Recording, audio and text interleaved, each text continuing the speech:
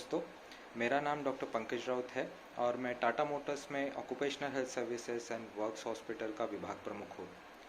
इस चैनल की शुरुआत हमने सामान्य लोगों में हेल्थ संबंधित महत्वपूर्ण टॉपिक्स के बारे में अवेयरनेस फैलाने के लिए की है। आप सभी लोग जानते हैं कि हम सब लोग कोविड महामारी के सेकेंड वेव से जूझ रहे हैं। अभी भी भारत में लगभग 3.5 लाख से ज़्यादा लोग डेली कोविड पॉजिटिव स्टेटस के साथ में डायग्नोज हो रहे हैं और आप सब लोग जानते हैं कि इस सेकेंड वेव में बहुत सारे लोगों को हॉस्पिटलाइजेशन की ज़रूरत पड़ रही है एवं बहुत सारे लोगों को बड़ी बड़ी दवाइयाँ भी खानी पड़ रही है। और जबकि लोग बहुत सारी दवाई खा रहे हैं, अभी कई सारे मरीज़ इन दवाई के विपरीत परिणामों के द्वारा होने वाली बीमारियों से ग्रसित हो रहे हैं और ऐसे केसेस अभी डायग्नोज होना शुरू हुई है। इसमें से ही एक बीमारी जिसका नाम आप सब लोगों ने सुना होगा, ब्लैक फंगस, जिसको हम बोलते हैं म्यूकर माइकोसिस। तो आज मैं इसी के बारे में आपको थोड़ी सी जानकारी दूंगा। म्यूकर माइकोसिस या ब्लैक फंगस जो है वो एक कवक का प्रकार है जिसको हम बुर्शी भी बोलते हैं और ये सामान्यतः सड़ी गली चीज़ों पे पनपती है। बुर्शी मिट्टी में, पत्तों पे, सड़े हुए पत्तों पे, जो गोबर होता है उसमें, और सड़ी हुई जो वेजिटेबल्स होती है उसमें ज़्यादा जल्दी से पनपती है। आपको मालूम होगा कि जब ब्रेड ख़राब हो जाती है या फल सड़ जाते हैं तो उसके ऊपर एक काले कलर की फंगस तैयार होती है जिसको हम म्यूकर बोलते हैं। ये जो म्यूकर होता है ये बहुत जल्दी ग्रो करता है, छोटे छोटे तंतु के रूप में ये फैलता है। उसके बाद में शाखाएं होती है जिसको हम माइसेलिया बोलते हैं और उसके बाद में उससे गोलाकार स्पोर्स बनते हैं जिसको हम बीजाणुधानी बोलते हैं। और ये स्पोर्स जब गीली सड़ी चीज़ों पे जाके चिपकते हैं तब वहाँ ग्रो करना शुरू हो जाते हैं और उससे फिर माइसेलिया तैयार होना शुरू हो जाता है। कई सारे प्रकार के फंगस हमारे एनवायरनमेंट में मौजूद है, जैसे कि कैंडिडा है या ईस्ट है, और ये सामान्यतः हमारी चमड़ी, हमारा मुंह का अंदरूनी भाग और हमारा गला, इसमें ज़्यादा जल्दी से पनपते हैं। ये एक अपॉर्चुनिस्टिक इन्फेक्शन है। इसका मतलब कि शरीर की जो प्रतिकार शक्ति है वो जनरली हमारे शरीर को इससे बचाए रखती है, लेकिन किसी कारण से अगर हमारी प्रतिकार शक्ति कम हो जाती है तो ऐसे में ये अपॉर्चुनिस्टिक इन्फेक्शन, मतलब कि फंगल इन्फेक्शन होने की जो संभावना है वो अचानक बढ़ जाती है। ये जो फंगस के स्पोर्स होते हैं इनकी जो साइज़ है बहुत छोटी होती है, 1 मिलीमीटर के 1000 मतलब 1000वें हिस्से इतना छोटा ये स्पोर होता है और ज़्यादातर इसका कॉन्सेंट्रेशन बाहरी हवा में ज़्यादा होता है। अंदरूनी हवा में, मतलब घर के अंदर, इसका कॉन्सेंट्रेशन जो है वो लगभग 100 से 250 स्पोर्स पर मीटर क्यूब इतना होता है। लेकिन अगर आप बाहर की हवा की बात करें तो उसमें लगभग 1 मीटर क्यूब हवा में लगभग 1000 से 5000 स्पोर्स तक हो सकते हैं। बहुत सारे अलग अलग प्रकार के फंगस हॉस्पिटल की हवा में भी पाए जाते हैं। जैसे अगर आप हॉस्पिटल जाएंगे तो वहाँ की हवा में राइजोपस, कैंडिडा, एस्परजिलस और पेनिसिलियम ना जैसे फंगस पाए जाते हैं। अब ये जो ब्लैक फंगस डिसीज़ है ये किसको हो सकता है? कोविड-19 के जो मरीज़ है, ऐसे मरीज़ जिनमें डायबिटीज़ है और जिनकी शुगर जो है वो कंट्रोल के बाहर है, ऐसे लोगों को ये ब्लैक फंगस यानी म्यूकर माइकोसिस की बीमारी होने की संभावना सबसे ज़्यादा होती है। जो कोविड के पेशेंट्स आईवी या ओरल स्टेरॉइड्स ले रहे हैं, स्टेरॉइड्स मतलब जैसे कि मिथाइल प्रेडनिसोलोन है या दूसरे स्टेरॉइड्स है जो कोविड के ट्रीटमेंट के लिए इस्तेमाल होते हैं, ऐसे स्टेरॉइड्स अगर पेशेंट्स ले रहे हैं कोविड का इलाज करने के वक्त, तो उसके वजह से भी ये डिसीज़ होने की संभावना, ब्लैक फंगस होने की संभावना जो है वो अचानक से बढ़ जाती है। अगर आप कोविड का इलाज ले रहे हैं और उसमें अगर आपको इम्यूनोमॉड्यूलेटर्स का इस्तेमाल अगर आपके ऊपर हो रहा है तो उसके वजह से भी ये जो म्यूकर माइकोसिस या ब्लैक फंगस की बीमारी होने की संभावना बढ़ जाती है। अगर कोविड के पेशेंट अन्य किसी बीमारी से ग्रसित है जिसमें शरीर की इम्यूनिटी जो है वो कम होती है, जैसे कि कैंसर है या HIV एड्स है, या जिनमें बोन मैरो ट्रांसप्लांट हुआ है या ऑर्गन ट्रांसप्लांटेशन हुआ है, या सीवियर बर्न के केसेस है, ऐसे केसेस में ये फंगल डिसीज़ ब्लैक फंगस होने की संभावना जो है वो बहुत ज़्यादा होती है। ये डिसीज़ होता कैसे है? जनरली कोविड-19 का जो पेशेंट है इन स्पोर्स को नाक से इनहेल करता है और जब शरीर की प्रतिकारक शक्ति बहुत अच्छी होती है तो शरीर में जो सफ़ेद कोशिकाएं होती है जिसको हम वाइट ब्लड सेल्स बोलते हैं, वो इन फंगस के अगेंस्ट शरीर को बचाए रखती है।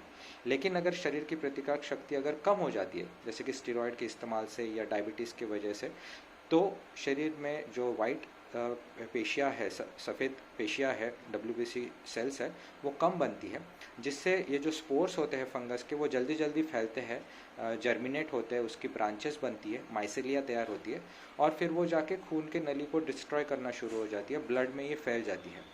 इसकी शुरुआत जनरली साइनसेस से होती है।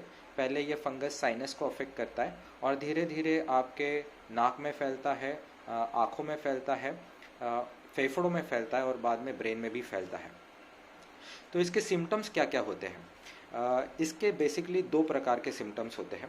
अगर ब्लैक फंगस ऊपरी भाग को अगर अफेक्ट कर रहा है, जैसे कि नाक, गला या आँख, तो उसके सिम्टम्स जनरली होते हैं बार बार साइनस की बीमारी हो जाना, या नाक से काले रंग का या लाल कलर का डिस्चार्ज निकलना, या जो आपका फेस है उसमें दर्द होना या सुन्न हो जाना, पूरे फेस की चमड़ी सुन्न हो जाना, फेस पे स्वेलिंग आना, चेहरे पे स्वेलिंग आना, बार बार हेडेक होना और आँखों में दर्द होना या दांतों में दर्द होना या जबड़े में दर्द होना, ये सारे सिम्टम्स इसके हो सकते हैं। आँखों में कई बार इससे दर्द होता है, धुंधला दिखाई देता है और कई बार डबल विजन भी आती है, मतलब एक ही चीज़ें डबल डबल दिखना शुरू हो जाती है आँख से। पेशेंट को फीवर आता है। कई पेशेंट्स में स्किन में काले कलर के धब्बे पड़ते हैं, खास करके नाक के आजू बाजू में जो चमड़ी होती है उसमें काले कलर के धब्बे पड़ते हैं। दूसरे प्रकार के जो सिम्टम्स है वो रेस्पिरेटरी सिम्टम्स है, मतलब सांस के नली से संबंधित। अगर ये फंगस सांस के नली में फैल जाए तो पेशेंट को फीवर आ सकता है, खांसी हो सकती है, सीने में दर्द हो सकता है, जो आपकी कफ निकलती है उस कफ में ब्लड आ सकता है और कई सारे पेशेंट्स में सांस फूलने की भी शिकायत पाई जाती है। तो ऐसे पेशेंट्स को डॉक्टर को कब कांटेक्ट करना है? पहली बात तो ये जो सिम्टम्स है खास करके कोविड पेशेंट्स में दूसरे से छठवें वीक में पाए जाते हैं और ये जो सिम्टम्स मैंने बताए इसमें से कोई भी सिम्टम्स अगर है तो तुरंत पेशेंट ने अपने डॉक्टर को की सलाह लेनी चाहिए। इसका डायग्नोसिस कैसे करते हैं? जनरली ऐसे पेशेंट्स में बायोप्सी ली जाती है टिश्यू की और चेस्ट का एक्सरे किया जाता है और उसके बेसिस पे ही डायग्नोसिस होता है। और इसका ट्रीटमेंट जो है वो बेसिकली सर्जिकल और मेडिकल दोनों तरीके से किया जाता है। पहले तो मेडिकल ट्रीटमेंट में आईवी एंटी फंगल ड्रग्स दिए जाते हैं और ये ड्रग्स जनरली 6 वीक से 6 महीने तक दिए जाते हैं। एक ड्रग की कीमत, एक वायल की कीमत लगभग 5 से 7 हज़ार रुपये है भारत में और अगर आप टोटल कॉस्ट अगर निकालें तो एक पेशेंट के पीछे लगभग 10 से 15 लाख का खर्चा आता है। इसीलिए इस डिसीज़ को जल्दी रिकॉग्नाइज करना बहुत ही ज़रूरी है। दूसरी जो ट्रीटमेंट होती है वो है सर्जिकल ट्रीटमेंट, मतलब कि जिस भाग को इस फंगस ने अपने चपेट में ले लिया है उसको निकाल देना। जैसे कि कई पेशेंट्स में आँखों की सर्जरी करके आँखों को निकाल दिया जाता है। ऐसे में जो पेशेंट है उसमें अंधापन भी आ सकता है। इसका ट्रीटमेंट में मेनली शुगर को कंट्रोल करना भी शामिल है और ऐसे पेशेंट जिनमें ऑलरेडी स्टेरॉयड चल रहे हैं या इम्यूनोमॉड्यूलेटर्स चल रहे हैं, ऐसे में उन लोगों के ये मेडिसिन्स भी कम किए जाते हैं। अभी आते हैं मेन मुद्दे पे कि इस बीमारी से अपने आप को कैसे बचा के रखें। पहली बात तो हॉस्पिटल्स की भी कई जिम्मेदारियां हैं अब कोविड-19 पेशेंट्स को हॉस्पिटलाइजेशन के वक्त इस बीमारी से बचाने के लिए। पहला चीज़ तो जैसे मैंने बताया, ये फंगस हॉस्पिटल के हवा में होता है, तो हॉस्पिटल्स में इंडोर एयर क्वालिटी जो है वो एक पीरियोडिक बेसिस पे चेक होती रहनी चाहिए। दूसरा चीज़, ऑक्सीजन बेड पे जो कोविड-19 के पेशेंट्स हैं जिनको कंटिन्यूस ऑक्सीजन दिया जा रहा है, उस ऑक्सीजन बेड पे जो वाटर कॉलम होता है जिससे ऑक्सीजन गैस गुजरती है, उसमें स्टराइल वाटर का इस्तेमाल करना बहुत ही ज़रूरी है। उससे भी कई सारे केसेस में इसका प्रिवेंशन जो है वो किया जा सकता है। तीसरी चीज़, जो पेशेंट कोविड-19 से ठीक हो चुके हैं लेकिन अभी भी घर में क्वारंटाइन में हैं, ऐसे लोगों को ध्यान रखना है कि ज़्यादा डस्टी एनवायरनमेंट में ना जाए, जहाँ कंस्ट्रक्शन साइट्स है, जहाँ बहुत ज़्यादा धूल मिट्टी, ऐसे जगह पे नहीं जाए। ऐसे काम नहीं करें जहाँ पे ज़्यादा फंगस होती है। जनरली बाग बगीचे का काम करना या खेती का काम करना, ऐसे में फंगस ज़्यादा आपके नाक में जा सकती है। तो ऐसे टाइम में ऐसे कोविड-19 पेशेंट्स को ठीक होने के बाद हाथों में ग्लव्स इस्तेमाल करना, मास्क इस्तेमाल करना और फुल स्लीव्स की शर्ट पहनना बहुत ज़रूरी है, ताकि डस्टी एनवायरनमेंट में भी वो अपने आप को बचा के रखें।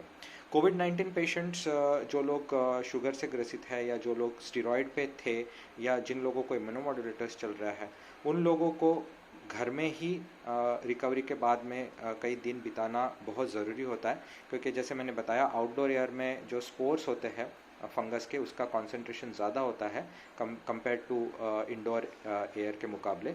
इसीलिए बाहर जाना सख्त बंद करना चाहिए कोविड-19 के पेशेंट ने, अगर उसको म्यूकरमाइकोसिस से बचना है तो। शुगर लेवल को कंट्रोल करना बहुत ज़रूरी है, क्योंकि अनकंट्रोल्ड शुगर पेशेंट्स म्यूकरमाइकोसिस से जल्दी प्रभावित हो सकते हैं। स्टेरॉइड का भी सेवन डॉक्टर के सलाह से ही करना चाहिए। आजकल स्टेरॉइड ओवर द काउंटर मिलने लगा है भारत में, तो किसी भी रिश्तेदार या दोस्त के सलाह पे स्टेरॉइड का सेवन ना करें। स्टेरॉइड सारे कोविड पेशेंट्स को लेने की ज़रूरत नहीं है। जनरली स्टेरॉइड की ज़रूरत 5वें से 7वें दिन में पड़ती है। पहले दिन से स्टेरॉइड नहीं दिया जाता है कोविड-19 पेशेंट को, और वो भी ज़्यादा से ज़्यादा 5 से 10 दिन तक दिया जाता है, वो भी डॉक्टर के सलाह पे ही लेना चाहिए। इसलिए इस म्यूकरमाइकोसिस से या ब्लैक फंगस से बचना है तो स्टेरॉइड का सेवन डॉक्टर के एडवाइस के साथ ही करना चाहिए। और सबसे महत्वपूर्ण बात, अपने सिम्टम्स को आसानी से पहचानना ज़रूरी है, और सिम्टम्स अगर आते हैं तो तुरंत डॉक्टर से कंसल्ट करना ज़रूरी है। तो दोस्तों, मैं आशा करता हूँ कि मैंने जो आपको थोड़ी बहुत जानकारी आज इस डिसीज़ के बारे में दी है, उससे आपको आपके नॉलेज में थोड़ा ना थोड़ा इजाफा ज़रूर हुआ होगा। मैं आगे भी इस चैनल के माध्यम से कई सारे नए नए वीडियोस आपके लिए लेके आऊँगा। अगर आपको ये वीडियो पसंद आया है तो मेरी आपसे रिक्वेस्ट है कि इस चैनल को लाइक करें, सब्सक्राइब करें और ज़्यादा से ज़्यादा लोगों के साथ में शेयर करें। और कमेंट बॉक्स में आप अपने कमेंट ज़रूर डालें, मैं सारे कमेंट्स पढ़ूंगा। और अगर आप चाहते हैं कि ऐसे ही किसी टॉपिक पे मैं नए वीडियोस लेके आऊँ, तो प्लीज़ आपके जो सुझाव है वो कमेंट बॉक्स में ज़रूर डालिए। धन्यवाद।